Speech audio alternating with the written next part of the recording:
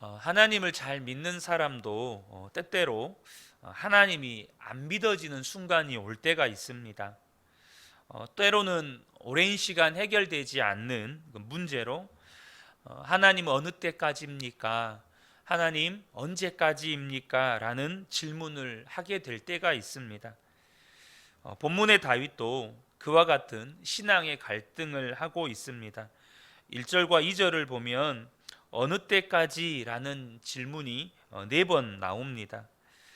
1절과 2절인데요. 여호와여 어느 때까지니까 나를 영원히 잊으시나이까 주의 얼굴을 나에게서 어느 때까지 숨기시겠나이까 나의 영혼이 번민하고 종일토록 마음에 근심하기를 어느 때까지 하오며 내 원수가 나를 치며 자랑하기를 어느 때까지 하리이까. 지금 1절과 2절을 보면 어느 때까지 나를 잊으시나이까 어느 때까지 주의 얼굴을 내게서 숨기시겠나이까 어느 때까지 근심해야 하나이까 어느 때까지 원수가 자랑하게 내버려 두시나이까. 이렇게 주님 앞에 질문하고 있는 다윗의 번민, 또 다윗 안에 있는 신앙의 갈등을 우리가 엿볼 수 있습니다. 혹시 성도님들 가운데 다윗과 동일한 그러한 마음을 가지신 분들, 그러한 마음의 갈등이 있는 분들이 있습니까? 도대체 하나님 언제까지입니까? 왜 하나님 가만히 계시는 것입니까? 왜 도대체 아무것도 하지 않으십니까? 그래서 때로는 하나님께 분노하게 되는 순간도 있습니다. 5.18 민주화 운동이 일어나고 그 소문이 조금씩 이제 전해졌을 때 1983년 연세대학교 채플에서 당시 신학과 학생이던 김흥겸 형제가 이런 기도를 드렸습니다. 주여 당신의 뜻이 무엇입니까? 당신의 뜻을 더 이상 우리가 이 땅에서 실현할 자신이 없습니다.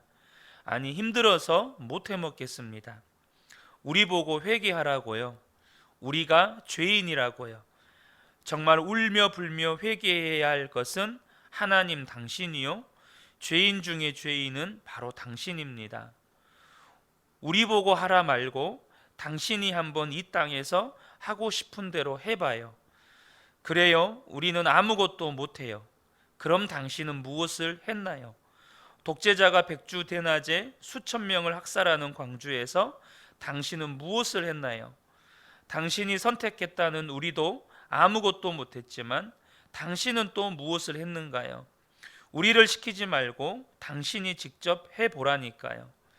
정말 회개해야 할 것은 당신의 실패작인 우리가 아니라 아무것도 하지 않은 당신, 바로 여호와 하나님입니다. 불쌍한 하나님, 우리 같은 것을 앞세워 하나님 나라를 만들겠다는 하나님, 하나님 그래도 절 사랑하신다면 이 길을 가다가 변절하기 전에 죽여주소서. 그렇게 사랑하셔서 당신이 죽인 예수 그리스도의 이름으로 기도드립니다. 기도가 너무 충격적이라 아멘하는 사람이 거의 없었다고 합니다. 여러분은 이 기도의 내용을 들으면서 어떤 생각이 드십니까? 저는 개인적으로 하나님은 이런 기도마저도 들으신다는 그 형제의 믿음이 먼저 보였고요. 또 한 가지는 그분 안에, 이 형제 안에 있는 두려움이 보였습니다. 그래도 절 사랑한다면 이 길을 가다가 변절하기 전에 죽여주소서. 본문에 보면 다윗도 그러한 두려움을 가지고 있었습니다. 3절 하반절부터 4절까지 보면 두렵건대 내가 사망의 잠을 잘까 하오며 두렵건대 나의 원수가 이르기를 내가 그를 이겼다 할까 하오며 내가 흔들릴 때에 나의 대적들이 기뻐할까 하나이다. 다윗에게도 두 가지 두려움이 본문에 기록이 되어 있습니다. 다윗은 먼저 자신이 하나님을 잊어버리고 하나님을 부인하다가 죽게 될까 봐 두려워했습니다. 그리고 자신이 하나님의 영광을 가리게 될까 봐, 자신들을 보고 자신의 어떤 이런 모습들을 보면서 원수들이 우리가 예수 믿는 사람 이겼다, 하나님 아무것도 아니구만, 하나님 믿는다고 해도 별것 없구만, 이렇게 하나님의 영광을 가리게 되는 것이 두렵다고 고백을 합니다. 여러분, 믿는 성도의 가장 큰 두려움이 뭘까요? 가장 큰 고통이 뭘까요? 그것은 하나님이 믿어지지 않는 순간이 올 때입니다. 또한 하나님을 부인하는 유혹이 찾아오는 때입니다. 그러나 여기에서 다윗의 믿음이 진짜 믿음이라는 것이 드러납니다. 5절과 6절인데요. 나는 오직 주의 사랑을 의지하여 싸우니 나의 마음은 주의 구원을 기뻐하리이다. 내가 여호와를 찬송하리니 이는 주께서 내게 은덕을 베푸심이로다. 그런 고통과 어느 때까지입니까 주님? 어느 때까지입니까 주님? 이렇게 고백할 수밖에 없는, 그런 신앙의 갈등을 할 수밖에 없는 상황에서도 다윗은 하나님의 사랑을 의지하며 주님의 구원을 기뻐하고 하나님을 찬송하고 있다는 사실입니다. 여러분, 진정한 믿음이 무엇입니까? 도무지 믿을 수 없는 상황임에도 불구하고 믿는 것입니다. 상황과 환경은 하나님을 부정해요. 상황과 환경은 하나님이 없다고 말합니다. 도무지 어느 때까지입니까? 주님 앞에 그렇게 말해야 할 만큼, 그렇게 질문할 만큼 하나님께서 잠잠히 아무것도 하시지 않은 것 같은 그런 상황인데도 불구하고 하나님을 믿는 것입니다. 많은 성도들이 예수님을 믿는다고 말합니다. 그러나 실상을 보면 예수님이 이루신 구원이나 예수님의 능력이나 예수님이 주신 복을 믿습니다. 그러니까 예수님이 구원을 베푸실 때 믿는 겁니다. 주님이 능력을 나타내실 때 믿는 겁니다. 주님이 복을 주실 때 믿는 겁니다. 그러니까 주님이 구원을 베푸시지 않을 때는, 주님이 능력을 나타내시지 않을 때는, 주님이 내가 복이라고 말하는 것을 주시지 않을 때는 안 믿는 겁니다. 여러분, 이런 믿음은 위기가 오면 실망하고 무너지는 것입니다. 어려운 일이 생기고 문제가 생기고 억울한 일을 당하고 기도의 응답이 지연되고 악의 세력을 얻으면 예수님께서 십자가에서 이루신 것조차도 믿어지지 않는다고 말합니다. 베드로가 성령 충만 받은 후에 대중들에게 설교를 했을 때 하루에 3,000명, 5,000명씩 예수님을 믿고 주님께로 돌아왔습니다. 그러나 반면에 스데반도 동일한 성령 충만을 받고 정말로 대중들 앞에서 설교를 했지만 스데반은 돌에 맞아 죽었습니다. 여러분, 그 두 사람이 믿는 하나님이 다른 하나님입니까? 그 두 사람이 믿는 하나님의 능력이 달라서 그렇습니까?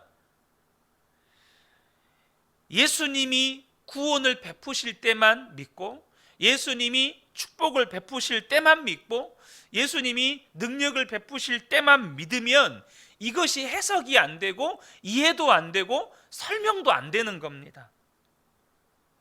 바울과 실라가 복음 전하다가 감옥에 갇힌 상황이 이해가 안 되는 겁니다.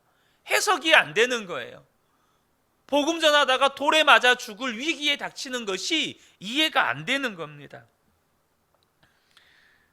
그러나 그것은 하나님께서 베드로를 통해서 이루실 계획과 스데반을 통해서 이루실 계획이 달랐을 뿐이지 하나님의 성품과 능력이 달라진 것이 아닙니다. 사랑하는 성도 여러분, 우리가 예수님이 행하신 일도 믿어야 하지만 그것보다 예수님을 믿어야 합니다. 예수님 그분을 믿어야 합니다. 무엇보다도 예수님이 나와 함께 계심을 믿어야 한다는 것입니다. 여러분은 다니엘의 세 친구 하나냐와 미사엘과 아사랴, 이 세 친구에게 일어난 일을 잘 아실 것입니다. 그리고 그들이 고백했던 그 믿음의 고백도 잘 아실 것입니다. 느부갓네살 왕이 만든 금신상에 절하지 않는다는 이유로 풀무불에 던져질 위기에 처한 것입니다. 그때 그들의 고백이 무엇입니까? 다니엘 3장 17절과 18절입니다. 왕이여, 우리가 섬기는 하나님이 계시다면 우리를 맹렬히 타는 풀무불 가운데서 능히 건져내시겠고 왕의 손에서도 건져내시리이다. 그렇게 하지 아니하실지라도 왕이여 우리가 왕의 신들을 섬기지도 아니하고 왕이 세운 금 신상에게 절하지도 아니할 줄을 아옵소서. 지금 다니엘의 세 친구는 하나님의 능력을 믿고 그들을 능히 풀무불에서 건져낼 것을 믿었습니다. 그러나 하나님의 계획이 그것이 아니라 그냥 그들을 그곳에서 죽게 내버려 두실지라도 그렇다면 그것으로도 충분했습니다. 그것이 그렇게 아니하실지라도 주님을 믿는 것입니다. 여러분, 이것이 진정으로 하나님을 믿는 자의 태도라는 것이에요. 자, 그러면 어떻게 그런 믿음을 가질 수 있습니까? 3절에 다윗의 기도가 소개되어 있습니다. 3절 상반절인데요. 여호와 내 하나님이여 나를 생각하사 응답하시고 나의 눈을 밝히소서. 다윗은 하나님께 자신의 눈을 열어달라고 기도합니다. 하나님, 제가 지금 처한 상황은 절망이고 모든 것이 어둠에 쌓여서 하나님이 계시지 않은 것 같습니다. 그러나 하나님, 제 눈을 열어서 진실을 보게 해 주십시오. 제 눈을 열어서 하나님이 계시다는 거 보게 해 주십시오. 제 눈을 열어서 하나님이 여전히 나와 함께 계시고 나를 붙들고 계시다는 것을 믿게 해 주십시오. 그렇게 다윗의 눈이 뜨인 것입니다. 하나님을 바라보는 눈이 열리고 하나님 나라의 비밀을 보는 눈이 열리게 된 것입니다. 그렇게 되면 어떤 절망적인 상황에서도 여러분 믿음으로 승리하게 되는 것이에요. 분명히 스데반이 복음을 전하다가 돌에 맞아 죽을 때 스데반의 얼굴은 천사와 같았다고 성경은 기록합니다. 여러분, 그 말은 스데반이 돌에 맞아 죽는 순간에도 기쁨이 있었다는 겁니다. 돌에 맞아 죽는 순간에도 감사가 있었다는 거예요. 여러분, 어떻게 얼굴이 돌에 맞아 죽고 있는데 얼굴이 천사와 같을 수 있습니까? 성경에 기록되어 있지 않지만 그 입술에는 믿음의 고백, 감사의 고백, 기쁨의 고백이 있었다는 거예요. 지금 자신이 처한 상황을 충분히 이해했고, 이것이 하나님의 뜻이구나. 이것이 지금 나를 통해서 하나님께서 이루어 가실 하나님의 계획이구나. 오히려 그 일을 기뻐했다는 거예요. 어떻게 그럴 수 있습니까? 스데반에게도 영적인 눈이 열렸기 때문입니다. 사도행전 7장 55절과 56절입니다. 스데반이 성령이 충만하여 하늘을 주목하여 하나님의 영광과 및 예수께서 하나님의 우편에 서신 것을 보고 말하되 보라 하늘이 열리고 인자가 하나님 우편에 서신 것을 보노라 한데, 그는 하나님 나라를 보는 눈이 열렸습니다. 하나님이 보였고 하나님 우편에 예수님이 서신 것을 보았습니다. 그래서 돌에 맞아 죽는 순간에도 감사가 넘치고 기쁨이 넘치고 그것으로 충분한 겁니다. 사랑하는 성도 여러분, 하나님께서 저와 여러분의 눈을 열어주시기를 축복합니다. 진짜 십자가를 바라보는 눈이 열리면, 나는 죽고 예수로 사는 복음의 눈이 열리면, 영생의 소망을 바라보는 눈이 열리면, 임마누엘 되시는 나와 함께 계시는 예수님을 보는 눈이 열리면 절망이 전혀 달라 보이는 것입니다. 미운 사람도 전혀 달라 보이는 것입니다. 어느 때까지입니까? 라고 말했던 그 상황도, 그 처지와 형편도 전혀 생각이 바뀌게 되는 것입니다. 그래서 저와 여러분이 24시간 주님을 바라보는 삶의 훈련이 필요하다는 것입니다. 이 아침에 함께 예배하는 우리 모든 성도님들에게 다윗과 같은 내 하나님이여 나를 생각하사 응답하시고 나의 눈을 밝히소서라고 하는 이 기도가 회복되고, 그 기도의 응답으로 주님을 바라보는 믿음의 눈, 하나님 나라의 비밀을 보게 되는 영적인 눈이 열리게 되시기를 주님의 이름으로 축복합니다. 아멘. 기도하겠습니다.